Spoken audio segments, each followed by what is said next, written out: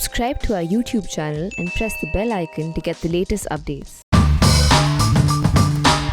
This is an unusual episode of Cut The Clutter because this is not about a story that's unfolding today and that's confusing all of us.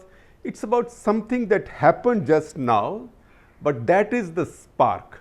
So what has happened over the last 48 hours is the spark for me to go back to something which we are forgetting, but which we should not forget. Forgive, yes, maybe large parts of it, as many people have, but not forget. So what has happened over the last 48 hours that I thought I will mention to you, and that is the spark for today's Cut The Clutter. That is the assassination of a man, a 62-year-old man called Balwinder Singh Sandhu in Punjab. Now, also known popularly as Comrade Balwinder Singh Sandhu. And he was living in village Bhikhiwind. If you know Punjab or border Punjab a little bit, it's a village almost on the border in the Khemkaran region. Khemkaran, many of us might remember, was the site of the famous Battle of Assal Uttar in 1967. So it has imprinted on the entire country's memory, not just Punjab's. Now, Comrade Balwinder Singh Sandhu was a school teacher, not exactly a school teacher, a school owner, you might say. His family owned a school there. So two motorcycle-born young people came into the building. They've been recorded by the CCTV cameras at the school. They pulled out a gun and shot him 6 times, and obviously he had no chance of survival. Now, why does an incident like that spark a Cut The Clutter now, that too in a state like Punjab? Because I will now take you back a full 30 years, because as we keep saying sometimes, past performance is guide to the future, unlike what mutual fund advertisements say. Now, if you go back 30 years, then you will find a remarkable story, and I will be sharing several of those stories today as links for you, but also on the screen, and you will see these stories or these highlights running on the screen. So, in India's history, it's probably the only instance where 4 members of a family, a civilian family, 4 members of a family were collectively awarded the Shaurya Chakras. This happened in 1993, and this happened, please read that Shaurya Chakra citation, which also I am sharing with you on the screen and also as a link. It tells you that in 11 months, there were more than almost 20 efforts on the lives of this family in village Bhikhiwind. Of those 20 efforts, the biggest one was September 30, 1990. That's why I say I take you back 30 years. September 30, 1990, when this citation tells you militants, terrorists, insurgents, whatever you call them, in a strength of about 200 attacked their house. Now, they had been under attack for a long time, so their house, they had sort of fortified their house. The entire family knew how to defend itself. Government had given them weapons also. The government had also posted some special police officers in the adjoining house, but they used to run away the moment these people got attacked by terrorists, and I will tell you what the picture was at that point. So they beat back that attack by nearly 200 people. How do I talk about this in such detail? If I go back to the January 15 cover story of India Today, January 15, 1991. That cover story I wrote, and pictures there were by my colleague Prashant Panjiyar. So we traveled on those districts, the troubled districts of Punjab at that time, which militants used to claim were liberated districts. They were not liberated in that sense, but as we recorded in that story, and I am sharing the link from India Today with you, in that story, it is the terrorists who collected taxes even from officers. They went to government officers' offices, checked out their files to see if they were doing their work in Punjabi or not. They had banned Hindi movies. They had even banned Hindi music. In fact, even Chitrahar had to carry Gurmukhi Punjabi subtitles. It might look ridiculous, but that's how it was done. So many of the things that we might have seen having happened in Kashmir subsequently had already happened in Punjab, frankly at a much larger scale. So 1990-91 was the peak of Punjab terrorism. It was not the year in which Operation Blue Star took place and Bhindranwale died. That was a bad year also, but in terms of sheer number of people killed, 1991. In fact, if you look at the databases, and there is a lot of databases available now on the phase of terror in Punjab, between 1979 and 1989, about 5,000 civilians had been killed in all terror incidents in Punjab. That is how many years? That's 11 years almost. Between 1990 and 91, just 12-month period, more than 5,078, I think exact count is 5,078 people were killed, civilians were killed in Punjab. 5,058 civilians were killed in Punjab, and several hundred policemen. By my count, about 1,500 security personnel. Most of them were from Punjab police, some CRP, some BSF, a few from the army, a few even from ITBP, I think 11 from ITBP.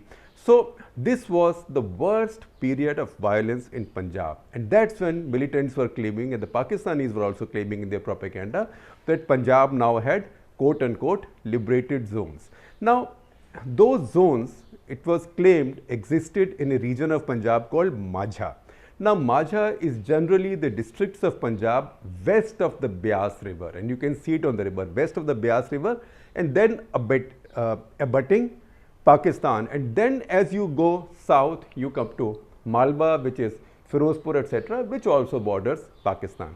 So Majha districts were the worst affected, and in fact militants used to say that दिन हमारा है, दिन आपका है, रात हमारी है. So the police, the government authorities could still venture out in the villages or on the roads in daytime, but at night terrorists were in charge. In fact, even on that visit in Punjab that Prashant and I went to, there were many occasions at night when you came to a checkpoint or on the road or a picket, and you got down and you figured out that you were not being stopped by the police. These were checkpoints run not by the police but by militants who wanted their tax and who wanted to find out who you were. But I can also tell you that at that point, at least until then, there was honor among thieves.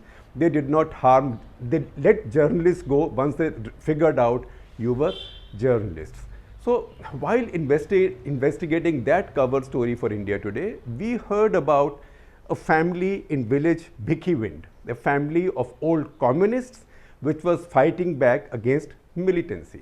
So as we were told that, we went to meet this family. This family is the Balwinder Singh family, and you see the picture of that India Today cover. That is the family. That is Balwinder Singh, the husband, and that's his wife Jagdish Kaur. And with them were his brother Ranjit Singh and his wife Balwinder Kaur. And they had children, and if you read that story, and parts of that story will run in highlights, and you can read the whole thing in the link.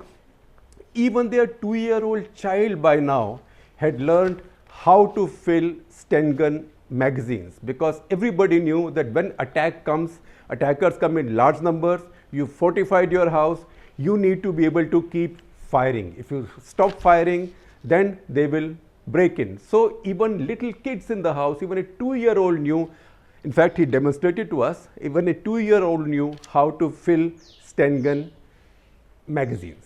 So they had a bunch of weapons. The entire family, everybody in the family was armed. In fact, even the adjoining house where another comrade called Comrade Major Singh lived, they were also armed and they were also under attack. Now, Punjab terror is a very interesting story, because while terrorists may have been whoever they were, to think that they were pro-Sikh or anti-Hindu, they killed a lot of Hindus, but if you look at the total number of people they killed, even in these years, 70% of all the people that terrorists killed in Punjab were Sikhs.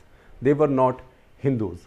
They killed a lot of the Akalis. They killed Sardar Balwant Singh, a titan of Akali politics. They tried to kill Gurcharan Singh Tora, who was the chief of the Shiromani Gurdwara Prabandhak Committee, his driver, a guard and a colleague were killed, and that was an attack near Patiala, not far from Chandigarh.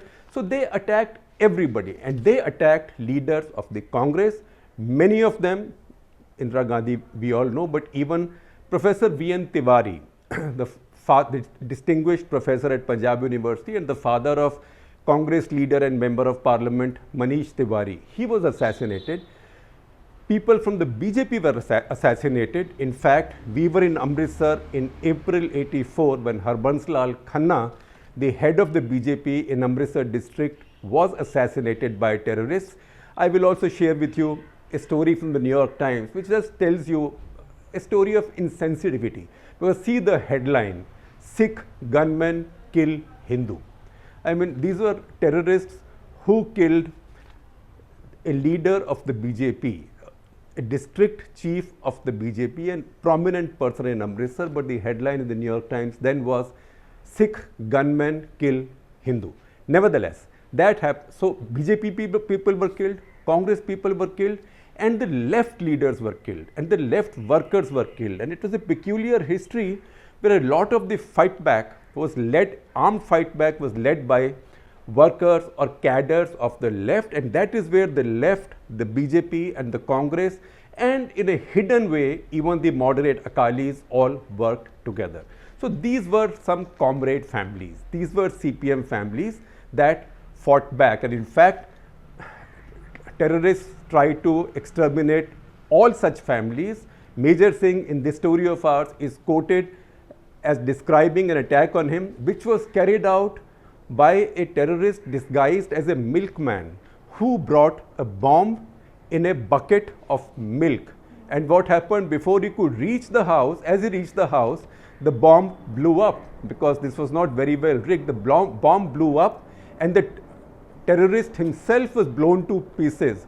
And these people were so courageous that we asked Major Singh, ki hoya? What happened? He said, pata nahi lagya ji, pehla hi bomb phat gaya, ode spare parts bhi nahi mile. Spare part means insan ke spare parts nahi mile. Terrorist was blown to bits. So it was families like these, and they fought, and the government relied on them. In fact, the family also told us, it's in the story, also told us that when they told the police that, look, you got the special police officers in the house in our street, but when the militants come, they run away. In fact, militants tell them they are coming and they run away. So the police said, look, we can do nothing. Either you shift to our police station and we'll try and protect you there, we can't protect you in the house. Second, if you think the special police officers run away, then simple, we will give you the key, we'll put a lock on their house and give you the keys. So when militants are coming, you go out and lock them from outside.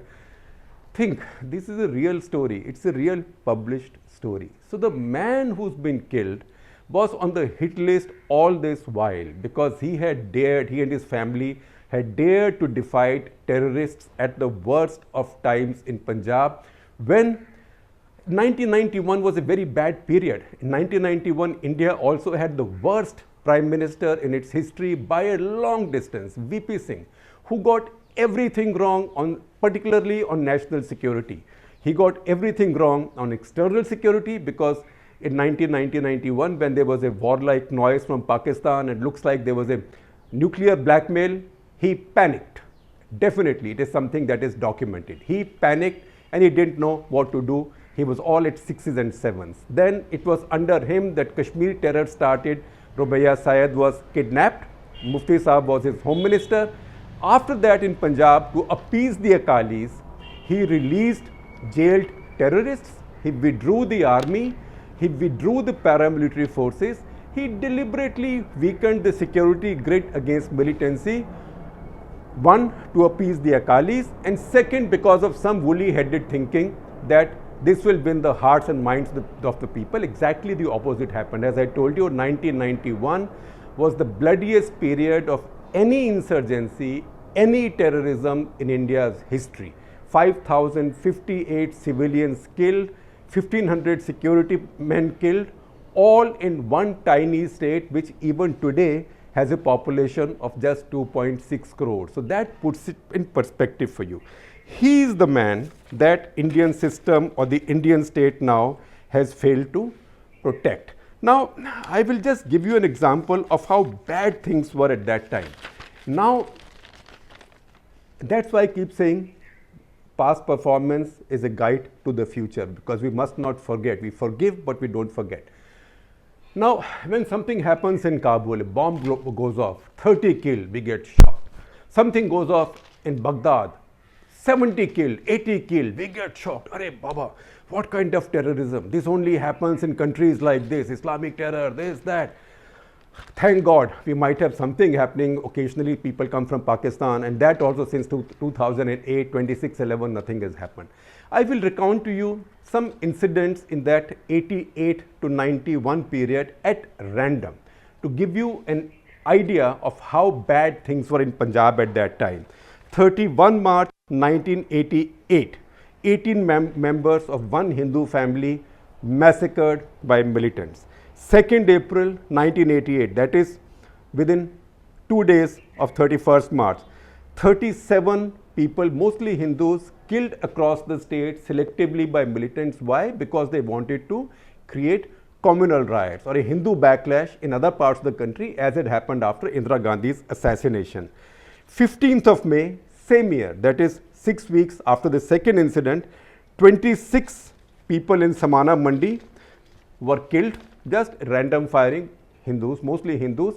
100 were injured. So this was just a bunch of AK-47s firing freely, uninhibited, unchallenged. 16th May, that is the day after of 88, there were 40 people gunned down across the state, mostly Hindus, 100 injured. 17th May 1988, that is the date. So all this has happened 15th May, 16th May, 17th May. 3 consecutive days. 35 laborers from eastern UP and Bihar, as usual, bhaiyas as they are called in Punjab, 35 laborers picked up and assassinated and massacred. Now, a month later, this moves to Kurukshetra in Haryana, but adjoining Punjab. 19th June in Kurukshetra. You know, those days, Ramayana of Ramanand Sagar was very popular on TV, and not everybody had TV. And a lot of people tended to watch it together with others, like a community. So a bunch of people were watching Ramanand Sagar's Ramayana in a shop in Kurukshetra. Terrorists came, opened fire. Anybody who's watching Ramayana is a good target. 15 people were massacred. What was the idea again? To get the Hindus angry again and to start communal riots. Hats off to this country and its spirit that after that one big blunder of 1984, no such thing happened again. Then a week after that, 25 June 1989, there was an RSS Shakha going on in Moga in Punjab. Again terrorists came, gunned down 27 Swayam Sevaks. So you know what were they after? They were after again trying somehow to recreate 84 riots. Again did not happen. And if you think this is bad enough, then you come ahead of that. Then you come to 1990. So there is 7 February, 32 people killed in Abohar Mandi, again in free firing. 30th March 1990 in Firozpur, 10 people killed, massacred in a market just like that. 15th June 1991, a train was waylaid, terrorists got into the train. How many people were killed? 80 people were killed. And there were bunch of other incidents where buses were hijacked, Hindus were pulled out and killed. There was also a case whereas Hindus were lined up to be killed, 2 young Sikhs protested that don't do it, this is not correct. You know what did the terrorists do? They shot both those Sikhs first and then they shot the Hindus. In fact, that became a turning point in public opinion in Punjab as well, because people said these people are not pro-Sikh or anti-Hindu, they are just terrorists and they are driven by the Pakistanis. Now that is the short story and short history of what was happening at that time. Now I told you, I gave you my free and frank view on VP Singh, who really, history should hold him accountable for the damage he did to his country. Whatever he did with Mandal and all, I have a different view. I think that was good. That was a good step, and today that is the reason every government, including the Modi government, is carrying on with OBC reservations. But what he did on internal and external security was a crime to the nation. So by the time he left and Chandrasekhar came for a few months, Punjab was already a mess. So in 1990, one of the first things he did, VP Singh, to appease the Akalis was to withdraw KPS Gill from law and order duties in Punjab. So he was withdrawn and he was put in cold storage someplace, or as we say in the heartland, Khudde line. He was put in a corner someplace. When Chandrasekhar came in, he saw the problem. He did a few cosmetic things. I think Subodh Khan Sahai was his Minister of State for Internal Security. He moved some money to Punjab police to try and fight terrorists. It was in that period that we wrote this cover story when this fight back had begun at a small level. And that's when people like the Sandhu family were armed by the police. That at least those who are willing to fight their own battles, we should arm them and do whatever we can for them. Then the rest is history. There was an effort to make an election in Punjab, to hold an election in Punjab in 1991, which was a ridiculous effort because Punjab wasn't ready for elections. The government in Delhi was weak. In that election campaign, which was being held along with the national election, 27 candidates were killed. Security was so poor that many candidates said, we don't want police security, we'll carry our own security. So people, they hired their own thugs who were carrying AK-47s. It was anarchy. Rajiv Gandhi got assassinated by an LTT group in Tamil Nadu. That led to many changes. Third week of June of 1991, Narasimha Rao came to power. One of the first sensible things he did was to cancel those elections in Punjab. Otherwise, that would have led to God knows what kind of trouble. And then he moved KPS Gill back to Punjab. He also moved Central Police Forces. I think more than 200 companies of Central Armed Police Forces were moved to Punjab. The army was also moved in some ways in cordon and search operations, not actively involved in operations. And what happened after that is history, and that is history that we know from also KPS Gill's writings, interviews. I will also share with you an interview that I had with him, a long interview for India Today. After that phase of insurgency ended in 93, 94, I am also happily sharing with you and gratefully sharing with you two pictures. One which I took on his 82nd birthday. You can see Mr. Gill there in retirement, lion in winter, holding his glass of wine, and Mrs. Gill cutting his cake. And also my last interview with him, which was a walk the talk in his last days before he passed away, and that's the reason he's not walking, he is sitting. So this is a story. We know the success against Punjab terror. Essentially, it was the doing of Punjab's own people and the Sikhs who thought they had had enough.